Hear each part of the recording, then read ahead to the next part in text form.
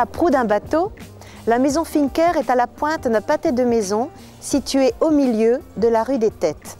L'enseigne monumentale qui en orne la façade est formée de deux éléments qui diffèrent par la forme et par la conception du motif. Son bras de fixation est un morceau de fine ferronnerie. Quant à l'enseigne, elle présente un cadre rectangulaire entourant un véritable tableau en fer forgé. À gauche, Saint-Antoine, le patron des Antonites d'Issenheim, portant sa longue barbe légendaire et son auréole, est assis sur un tronc d'arbre. Il tient un livret de prière et prêche à un port grassouillet au milieu des forêts et des ruines vosgiennes. En face du grand saint, deux sapins se détachent sur le ciel. Et à l'arrière-plan, les trois châteaux d'Egisheim donnent à cet ensemble une expression toute régionale.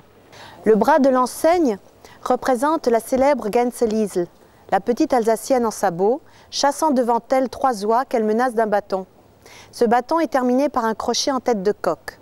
L'ensemble, découpé dans la tôle, est mis en valeur par un coloris rappelant les images populaires.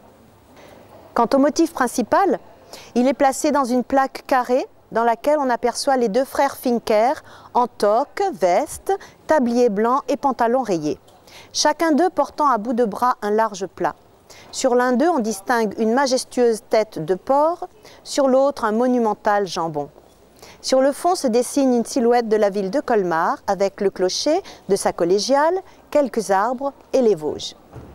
Au-dessus de l'ensemble, on lit la raison sociale de la maison, aux deux frères, complétée en dessous par l'inscription « Charcuterie Fincker frères ». Les armoiries de Colmar achèvent l'ensemble. Cette œuvre imposante fut conçue en 1932 par Hansi et réalisée par Paul Basse, maître serrurier à Colmar. La mise en peinture fut confiée à l'artiste peintre Fleckinger.